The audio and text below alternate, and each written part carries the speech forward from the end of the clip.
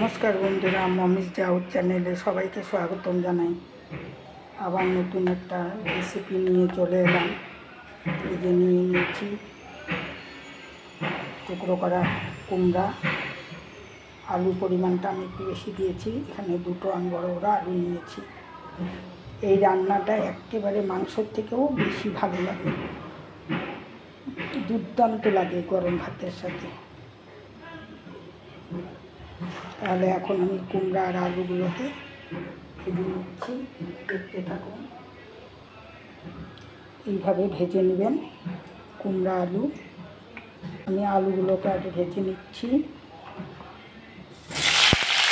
ছেড়ে দিলাম আলু, দিয়ে দিচ্ছি সামান্য হলুদ গুঁড়া। আলু ভাজা হতে হতে আমি মশলাটাও করে নিচ্ছি। নিয়ে নিয়েছি দুটো শুকনো লঙ্কা, একটা কাঁচা লঙ্কা, যে সামান্য আদার টুকরা নিয়েছি একটা, যে নিয়ে নিয়েছি কয়েক কোয়া রসুন, যে আধা পেঁয়াজকে আমি টুকরো করে নিয়েছি। এখন আমি বেটে নিচ্ছি। এই যে এখন আমি আলুগুলো তুলে নিচ্ছি, ভেজে নিলাম লালচে করে। যে আলু ভেজে নিলাম, সেম প্রসেসে আমি আলু ভাজা তেলের উপরে কুমড়োগুলো ছেড়ে দিচ্ছি। দিচ্ছি সামান্য হলুদ গুঁড়া, সামান্য লবণ। একই প্রসেসে আমি আলুর মতো কুমড়াটাকে লালচে করে ভেজে নেব। মশলাটাও করে নিচ্ছি। আমি আজকে রান্না করব কুমড়া আলু দিয়ে ডালনা, বা রসাও বলতে পারি, কুমড়া আলু রসা। রসুন, আদা, টমেটো আমি পাটায় বেটে নিলাম। এখন আমি তুলে নিচ্ছি।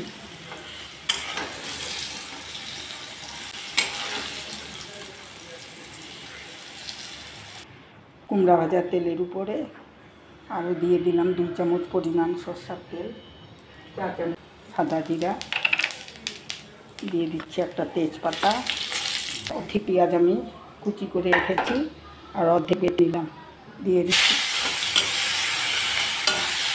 পেঁয়াজটা লাচে করে ভেজে দিলাম। এখন দিয়ে দিচ্ছি একটা টমেটো আমি কুচি করে নিয়েছি, দিয়ে দিলাম।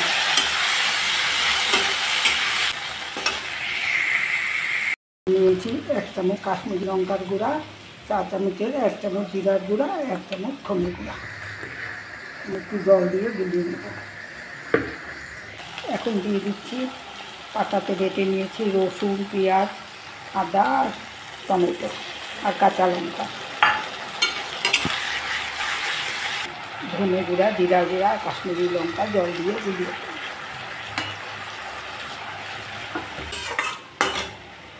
আমি আলু ভাজা আর মিষ্টি কুমড়া ভাজাতে হলুদ দিয়েছিলাম, তাই হলুদটা আমি একটু কম করেই দিলাম, প্রয়োজন মতো।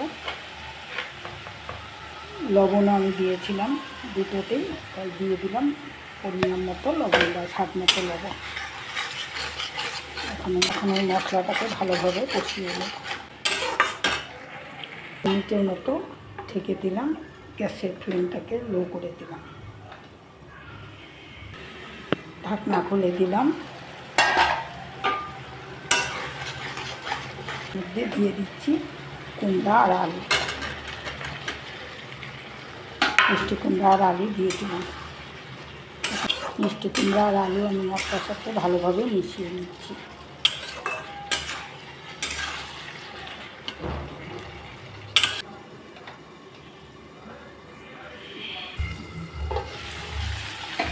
তুলে দিলাম।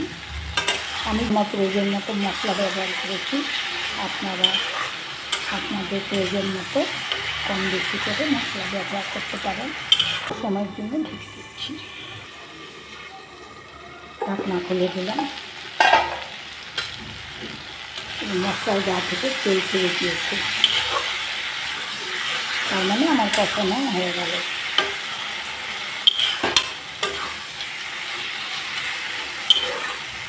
এখন দিয়ে দিচ্ছি পরিমাণ মতো জল।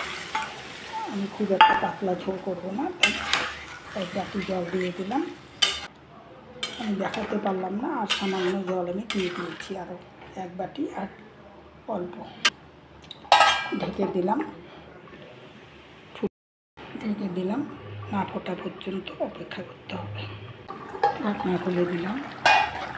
কুমড়া আলু সিদ্ধ হয়ে গেছে, রান্না করে নিলাম। কুমড়া আলুর ডালনাও বলতে পারি, রসাও বলতে পারি। গ্যাসটা বন্ধ করে আমি সার্ভ করে নিচ্ছি।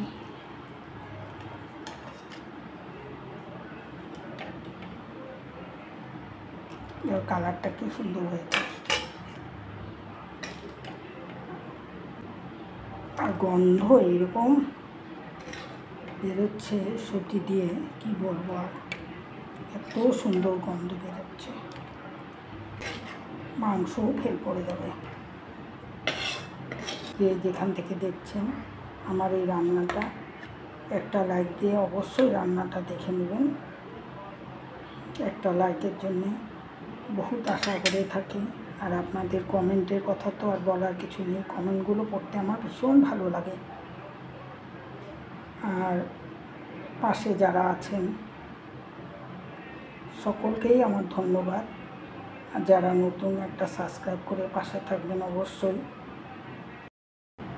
বেল আইকনটাকে প্রেস করে রাখবেন যাতে আমার নতুন ভিডিও নোটিফিকেশন সবার আগে আপনাদের কাছে পৌঁছয়। সবাই সুস্থ থাকুন, ভালো থাকুন। আবার নতুন ভিডিও নিয়ে আপনাদের সামনে চলে আসবো। আজ এই পর্যন্তই।